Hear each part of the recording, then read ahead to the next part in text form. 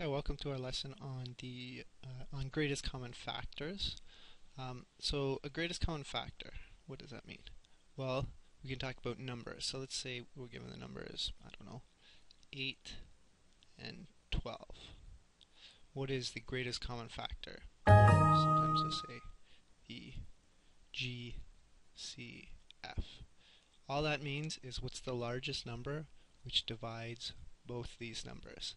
So you might look and say, okay, they're both divisible by 2. So 2 is what we call just a factor, but they're both divisible by actually a larger number, right? They're both divisible by 4. And 4 is the largest number which goes into both 8 and 12.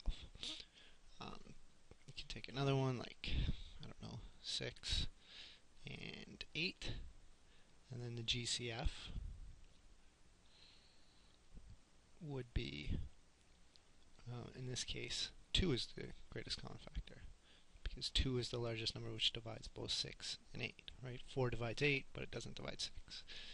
3 divides 6, but not 8, etc. You could throw negative numbers in there, so like let's say negative 10 and, I don't know, 20. So what's the greatest common factor for these ones? Well, okay, what divides 10? Or negative 10? 5 divides it, and negative 5. But 5 is bigger, so, and 5 divides 20 also. Is that the greatest common factor? Well, 10 also divides negative 10, and 10 divides 20. So in this case, 10 would be the largest number which divides both of these. So that's what greatest common factor means. What's, given a pair of numbers, or actually you could even do 3 numbers. So let's say we're given 3 numbers. I don't know, 3, 18, 21. So what's the greatest common factor of all 3 of these numbers? Well, in this case, the largest number which divides all these is 3. 3 divides them all. Sometimes there is no greatest, or well, there's always a greatest common factor. Sometimes you get numbers like 5, I don't know, 4. Well, it's just those 2 numbers. So what's the greatest common factor of these?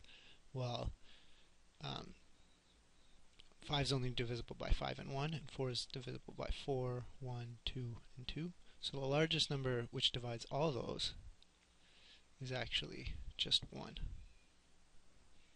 So 1 will always be a factor of both numbers. So it's always a possibility if there's no other things that divide them both.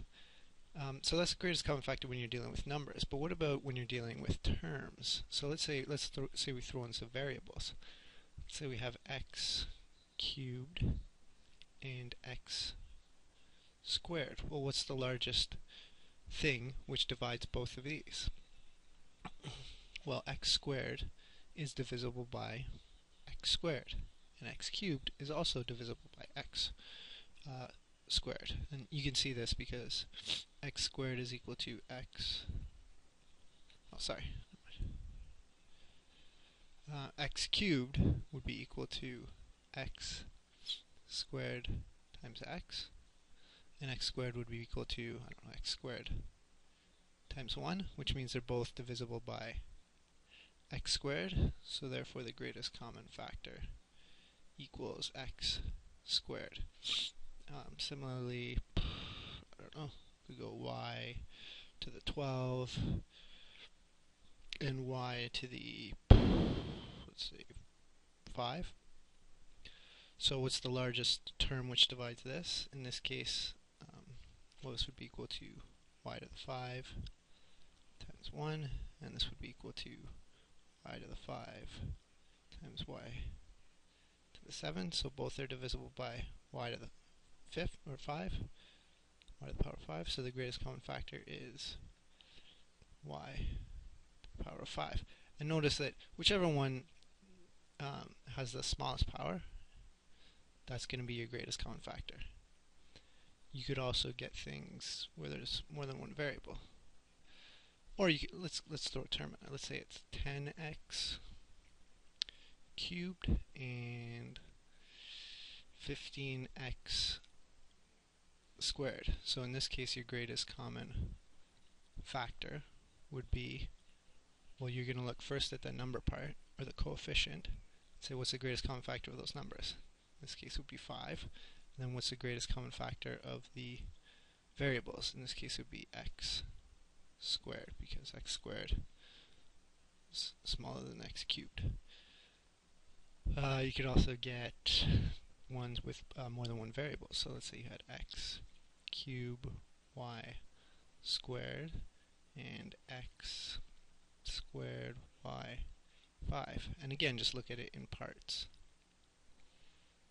So x squared and x cubed, the greatest common factor is x squared, because the squared is smaller than the cubed.